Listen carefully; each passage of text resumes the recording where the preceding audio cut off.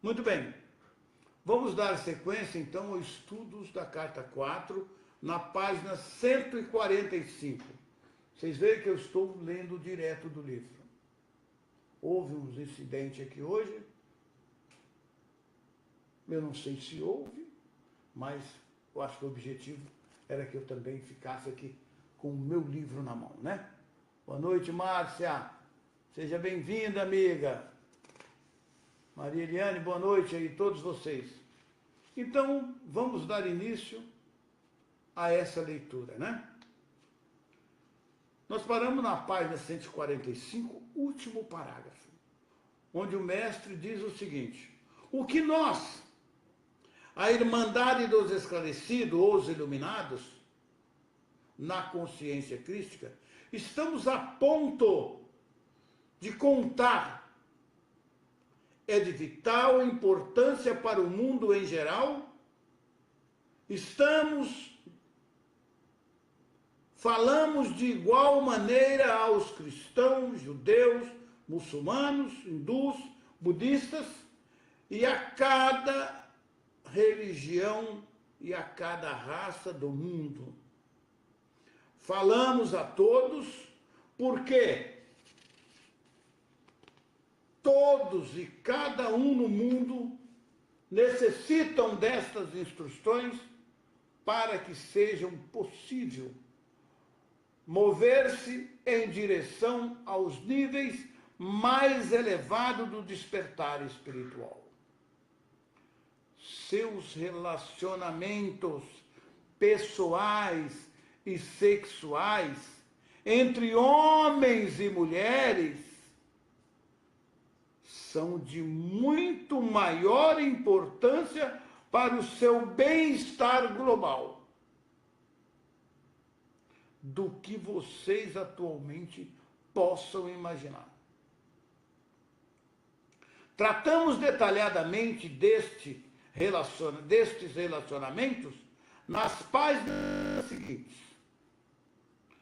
Tão somente porque é absolutamente imperativo, vital, para que você, homem ou mulher, desperte para a realidade básica de sua individualidade e identidade, masculina ou feminina, e para a verdadeira fonte das diferenças de gênero. Você deve compreender plenamente as verdadeiras origens de seu corpo e das características masculino-feminino. Estes não são apenas corpos criados com órgãos físicos e modos de expressão sexual diferente, com a finalidade de gerar filho. Eles extraem as origens de sua masculinidade e feminilidade de sua própria fonte do ser, a partir do equilíbrio da consciência universal. Nossos corpos foram extraídos diretamente da fonte do nosso ser, a partir do equilíbrio da consciência universal. Então, entendam a origem de nossos corpos.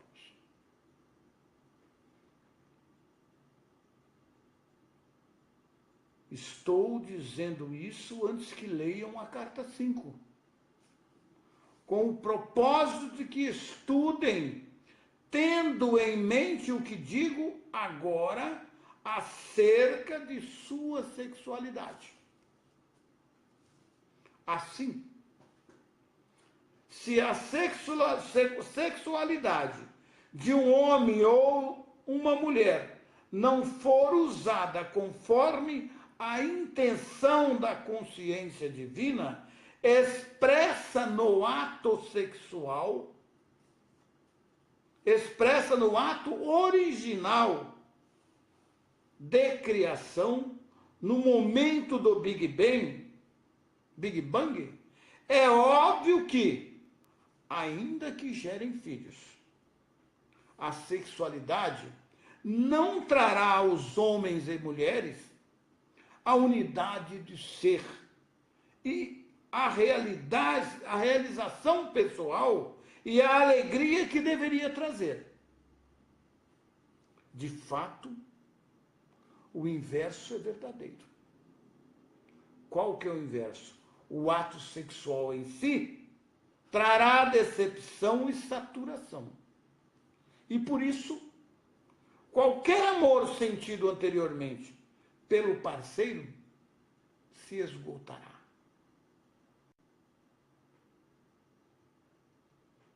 Com conhecimento e compreensão, homens e mulheres espiritualmente orientados se esforçarão para transcender seu presente estado de consciência referente às relações masculino-feminino de qualquer tipo, não importando como esses relacionamentos possam ser,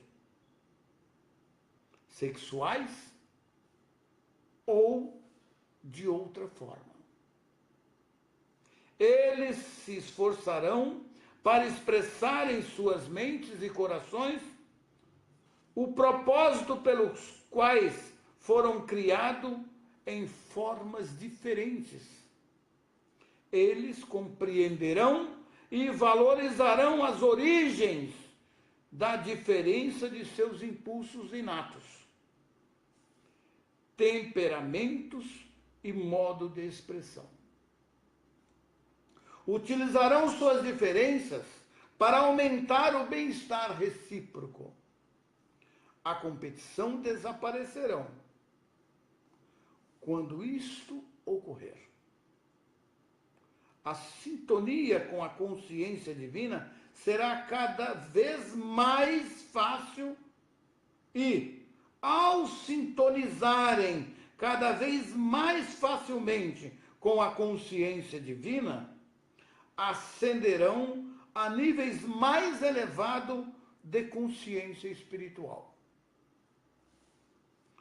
No momento atual, a relação com a sexualidade é uma barreira. Olha só, o que o mestre fala. No momento atual do planeta Terra, a relação com sua sexualidade é uma barreira para a sua ascensão na consciência.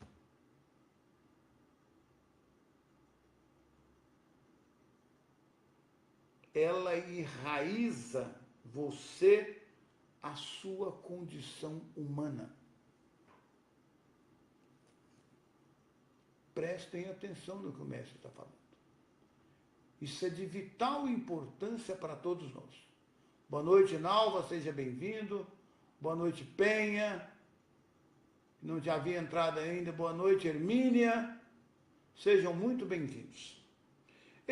Nós enfatizamos o fato de que você não descobrirá a verdade de sua existência até que você tenha compreendido e buscado aplicar em sua vida diária, em seu lar e em seu lugar de trabalho, a plena compreensão do verdadeiro significado de homem e mulher.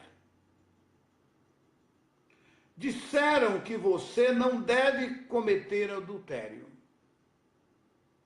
Eu digo que quando você deseja a mulher ou o marido do vizinho,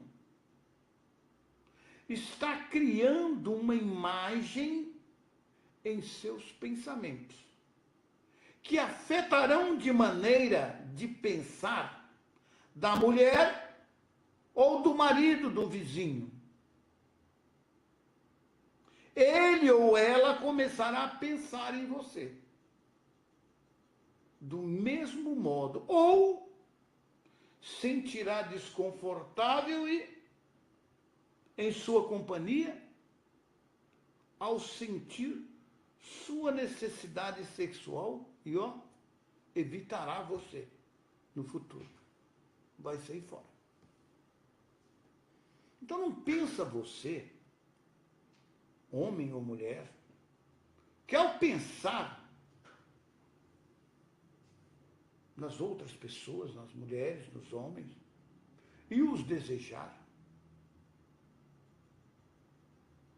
não está fazendo nada de errado. Está, sim. Você está afetando. Você está irradiando uma energia de consciência que pode afetar a consciência da outra pessoa. Ela poderá querer também te desejar e aí vai sair bobada, vai pagar pelo que você semear, ou então vai se afastar de você. Isso começa a estar falando. Então não adianta pensar que isso não tem nada a ver, que tem. O que está em sua mente, certamente, se tornará real no mundo. De modo que não se engane pensando que você pode sonhar, devanear com imagens que lhe dê prazer e que isso não prejudicará ninguém. Por esta razão, a literatura pornográfica é realmente uma profanação de sua fonte do ser. É uma praga sexual que deliberadamente aviva o apetite sexual, liberando através da mente de homens luxuriosos imensos sofrimentos e miséria nos corpos, mentes e emoção de jovens mulheres. O que vocês fizeram e estão fazendo atualmente no planeta ajudou a levar sua civilização à beira da destruição total atual. Estejam certos de que chegará o dia do acerto de contas, que vocês que publicam e distribuem a doença impressa, e também para aqueles que usam para se excitar. Vocês do mundo ocidental ganharam o desprezo do Oriente devido à sua loucura decadente. Vocês não escaparão daquilo que semearam. E vocês do Oriente não escaparão da insensatez de suas atitudes insensíveis para com suas mulheres que dão à luz e criam seus filhos e preciosas filhas. Alguns de vocês, por ignorância da verdade, por seus propósitos gananciosos e egoístas, ridicularizaram a verdade de Maomé. Vocês cobriram suas mulheres com pesados vestuários, negando a elas a liberdade de movimento e o ar fresco de Alá, quando elas se aventuram a sair entre as pessoas. Que tipo de homens apelarão para estas crenças e comportamentos egocêntricos e irracionais? Apenas aqueles que não tiverem nenhum sentimento amável para com as mulheres.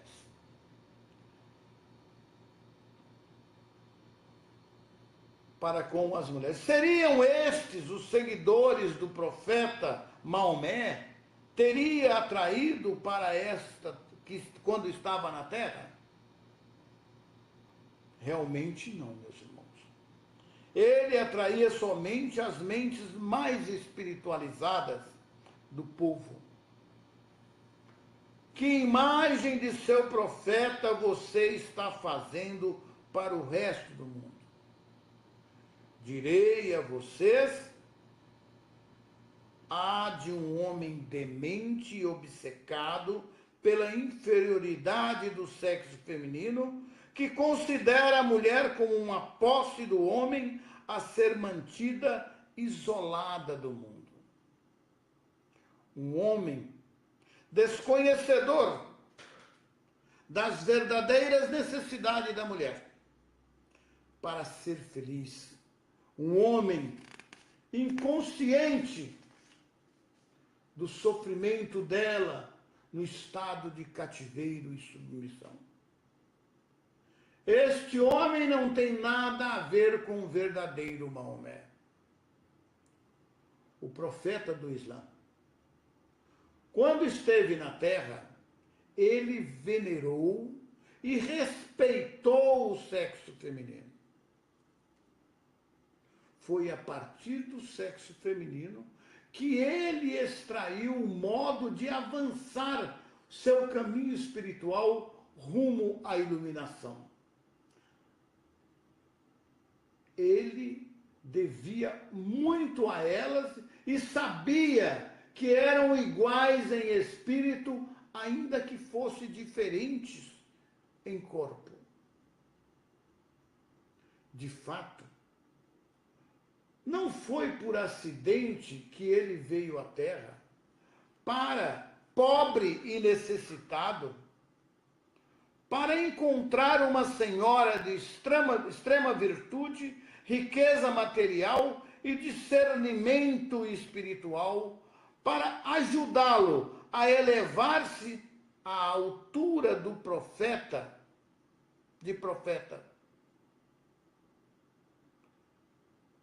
quando estava pronto para isso. Este foi o propósito por trás da vinda de Maomé à Terra. Restabelecer a mulher em seu legítimo lugar, uma parceira de mesmo nível do homem dominante. Considerem bem isso. Depois da iluminação, eu, na pessoa de Jesus, tornei-me celibatário porque assim o quis, mas isso de nenhuma maneira interferiu no meu amor para com as mulheres, que se ocupavam de minhas necessidades. Ele as respeitava e tratavam as mulheres de igual para igual. Mas Maomé, depois da iluminação, conheceu muitas mulheres e seu ministério foi aquele de quem foi chamado para aprender a viver com as mulheres e tratá-la com igualdade e com amor. Do mesmo modo que a convivência incitou meus seguidores a relatar minha obra. Desculpa, eu li errado. Do mesmo modo que a conveniência incitou meus seguidores a relatar minhas obras e ensinamento de maneira seletiva, a fim de promover os seus próprios interesses, assim também o egoísmo de certos indivíduos que eram espiritualmente cegos os fez distorcer os ensinamentos originais de Maomé, com numerosos acréscimos e interpretações que nunca foram a sua intenção. Desta forma, a obra de todo grande mestre espiritual é coberta pela desinformação e pensamento humano até que a verdade seja envolvida pela falsidade e que as pessoas sejam seriamente desviadas e mesmo caia em pecado por ignorância. Pelo fato de que certas religiões aderiram fortemente à crença de que Adão e Eva foram criados para viver felizes no paraíso, no jardim do Éden, de que Eva foi a tentada pela serpente, caiu em desgraça e tentou Adão, o homem vê a mulher como a grande tentadora. Porém, as origens imaginárias da humanidade não são verdadeiras. Portanto, irmãos, a historinha de Adão e Eva é conto para boi dormir. Tá certo? São apenas uma representação simbólica. Também não é verdade que a mulher seja a grande tentadora. Para os eunucos, a mulher não tem nenhum atrativo. E por isso, e por que é assim? Porque é retirado deles aquilo que impulsiona o homem a deitar-se com uma mulher. Portanto, onde está o tentador? No próprio homem, em quem pode ser removido fisicamente, ou na mulher que continua ela mesma, apesar de tudo. O homem foi feito expressamente para plantar a semente. Assim, ele deve plantá-la onde ele veja a oportunidade. A mulher foi feita para receber a semente. No passado, antes do século XX, as mulheres eram sexualmente inativas até serem seduzidas pelos homens. Onde está o tentador? No homem que desperta e seduz? Ou na mulher despertada e seduzida?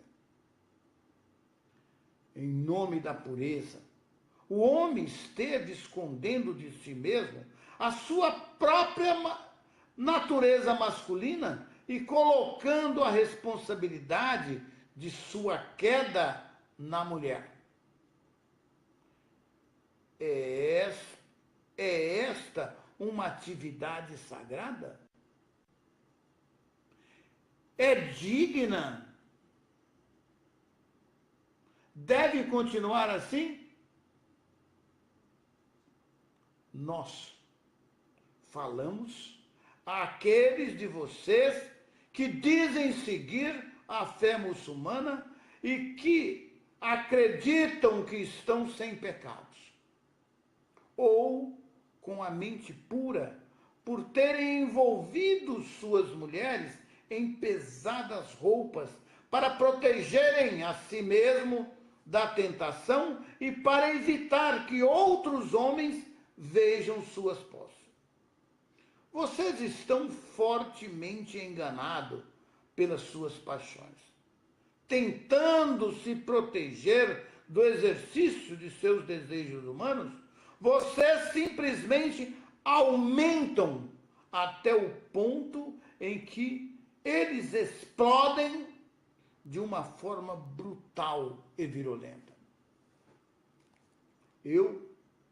Nós, dizemos aos homens e mulheres de todos os lugares que a verdadeira pureza somente pode ser alcançada quando você estiver rodeado de todo tipo de tentação e, ainda assim, permanecer indiferente ao desejo, indiferente aos sentimentos terrenos, não tocado pela luxúria, livre de anseios e desejos de posses. Pedrada, hein? Difícil, hein, homens? a pureza em todas as suas formas transcendentes, todos os desejos físicos terrenos. A pureza é a capacidade de ver a tentação pelo que ela é, grosseira de pensamento e sentimento, e fazerem coisas impuras. Uma pessoa verdadeiramente pura apenas deseja o ambiente limpo e honesto, adequado à sua ânsia inata de amor espiritual e à beleza da autoexpressão em cada aspecto de sua vida. Esta é a verdadeira pureza. Temos que trabalhar muito nossa consciência humana, hein, galera? Para você chegar nesse estado de ser. Mas é o que estamos fazendo. Não vamos desanimar. Precisamos fazer. Já conseguimos muito. E vamos continuar obtendo mais conhecimentos e galgando um degrau a cada dia, um depois do outro. É mole isso? Porém, a verdadeira pureza não pode ser alcançada se você não passou antes pelos longos anos de tentação. Esta é uma parte necessária do seu desenvolvimento espiritual. Se não foi intensamente tentado alguma vez e, finalmente, tenha chegado a compreender que há um caminho mais elevado um caminho mais elevado para percorrer, um caminho de abnegação e de sinceras preocupações e carinho por uma boa mulher, você nunca alcançará um verdadeiro estado de pureza. Você será escravo dos desejos e viverá em um constante conflito interior. Logo, meu irmão, não evite a tentação cobrindo as mulheres e vivendo em condições artificiais de falsa pureza. De preferência, homens e mulheres, tirem suas roupas e reverenciem mutuamente seus corpos como uma forma externa, visível e bela da consciência divina. Da consciência divina interior e experimentem a libertação que a verdadeira pureza espiritual lhe proporcionará. Sofra a grave tentação e supere-a. Leve seu conflito à consciência divina e busque o seu poder para que ela o ajude a superar a ansiedade física. Pois somente assim encontrará a libertação e a paz mental que no fundo está buscando. Se nesse momento, agora, você busca alívio e libertação de seus desejos, cedendo a ele, não haverá alívio nem libertação. Exatamente o mesmo desejo voltará oportunamente. E novamente você conhecerá o agudo conflito. Se outra vez ceder, novamente o conflito virá ainda mais intenso, aguardando sua decisão de manter-se firme no poder da consciência divina, até que o desejo seja definitivamente dominado, ao perceber a sagrada beleza, a realidade por trás e dentro de toda forma física. Meditem sobre isso. A espiritualidade mais elevada entre o sexo ocorre quando o homem e a mulher podem estar nus juntos e em paz, num estado de reverência mútua de alma, mente, coração e corpo. Em tal espiritualidade, a única coisa que um sente pelo outro é amor e consideração pelo bem-estar do outro. Que estado de ser maravilhoso esse, hein? É a partir de tal amor e cuidado delicado e compassivo que virá uma união em êxtase que poucos seres experimentam. E se houver intenção, uma criança de incomparável beleza de corpo e mente será concebida. Nos séculos vindouros, quando as pessoas tiverem começado a evoluir espiritualmente, em cada nível de sua condição humana, tal amor entre os casais será considerado normal. E o tipo de sexo egoísta que busca tão somente a satisfação física, como o que se pratica neste momento, será visto como absolutamente degradante e tão repugnante quanto o estupro.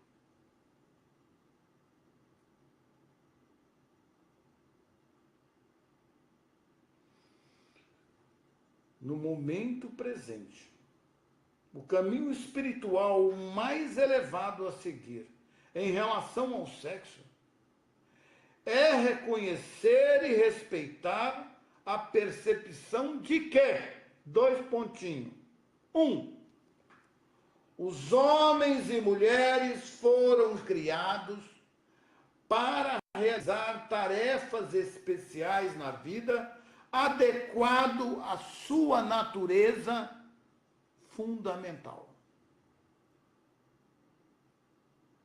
2, o homem engravida a mulher sem a sua boa vontade e a ajuda da mulher, sem a mulher querer, né, e ela colaborar, o homem terminará seus dias sem descendência, sem um ser humano para continuar seu nome. Portanto, meus amigos, o homem deve tratar a mulher como completamente igual, mas nascida para realizar diferentes responsabilidades. Deve dar a ela o maior respeito, amor e proteção a todo o momento, para que ela seja capaz de realizar suas responsabilidades com mais facilidade, pois é ela quem dá a forma visível ao que primeiro se concebe na mente. Ela que deu a sua forma visível.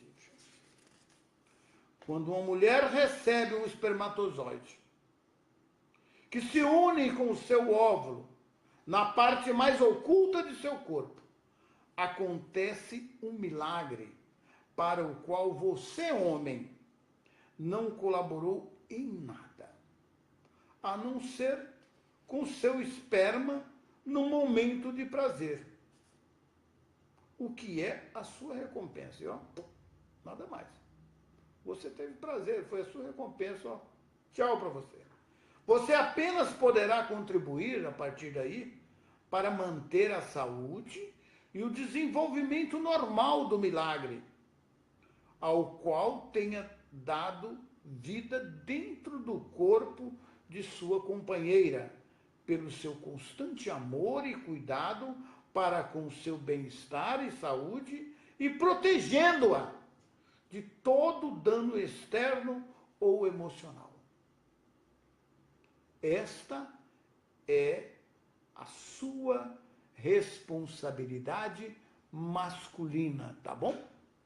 Entendeu o que é que desenha? Não precisa desenhar, né, meu irmão? Somente assim você merecerá permanecer ao seu lado como pai de seu filho. Se você falhar nisso, não terá valor como pai da criança e não terá valor para si mesmo como um homem nascido para manifestar a sua espiritual consciência divina de pai em sua vida física. Um homem que maltrata uma mulher que carrega o seu filho, que a trata com desprezo, que dirige para ela palavras e gestos grosseiros e brutais, está violando a mais fundamental lei da existência, segundo a qual o homem e a mulher devem estar unidos na igualdade do ser divino. As mulheres que são respeitadas, amadas e protegidas, viu? Devem igualmente respeitar, amar e oferecer repouso de espírito e corpo ao seu companheiro, nutrindo a capacidade que ele tem de dar-se a ela. Uma mulher que não nutre seu companheiro de maneira solícita, com ternura e amor, está privando o seu espírito masculino da vontade de perseverar ao enfrentar a dificuldade que encontra no mundo exterior. Ele buscará consolo em outra fonte. Homens ou mulheres, bebidas ou drogas, ou isolando-se dentro do lar, o que não será de nenhuma utilidade para sua companheira ou para os filhos. Logo, homens e mulheres têm a mesma responsabilidade de cuidar e amar um ao outro.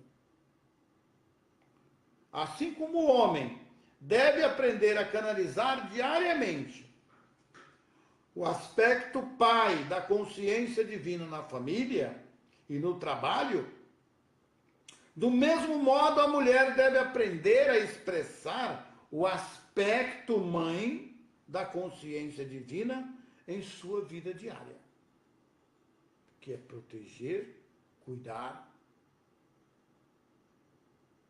né? O acesso aos reinos celestiais será negado àquele que negam esta verdade, até que tenham aumentado sua percepção espiritual e, com a ajuda da oração, tenham mudado suas atitudes. Somente quando a sua visão tiver se elevado acima da percepção humana terrena, de masculino e feminino, e ido além dos seus desejos terrestres e dos impulsos do ego, em direção à realidade da qual adquiriram o seu ser, poderão escapar da roda da reencarnação e encontrar a entrada para a felicidade e a glória definitiva.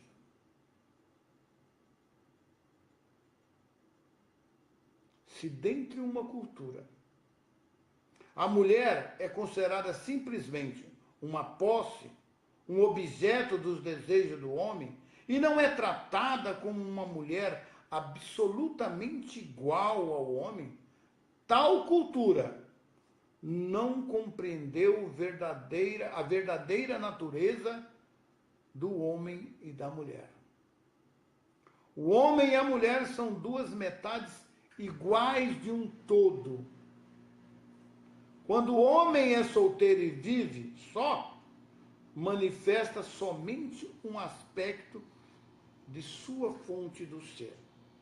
E quando a mulher vive só e solteira, ela também manifesta apenas um aspecto de sua fonte do ser. A intenção divina da consciência universal foi a de expressar sua própria totalidade através da criação, ao individualizar na forma física cada um dos dois aspectos de si. O pai e a mãe, para ser vida, né? Olha só. A intenção divina da consciência universal foi a de expressar a sua própria totalidade através da criação, ao individualizar na forma física cada um dos dois aspectos de si mesmo, igualmente equilibrados, e depois voltar a uni-los na forma física, a fim de que eles experimentem a unidade e a totalidade da consciência divina, de onde originalmente obtiveram a sua individualidade. Ao unirem-se no amor e unidade de espírito e corpo, eles descobrem a alegria e o êxtase da consciência universal em equilíbrio. Todo esse processo é exposto claramente na carta 5 e 7. Portanto, a combinação de masculinidade do homem e a feminilidade da mulher são essenciais para formar uma totalidade elaborada a partir da fonte do ser. Desta combinação forma-se uma criança íntegra.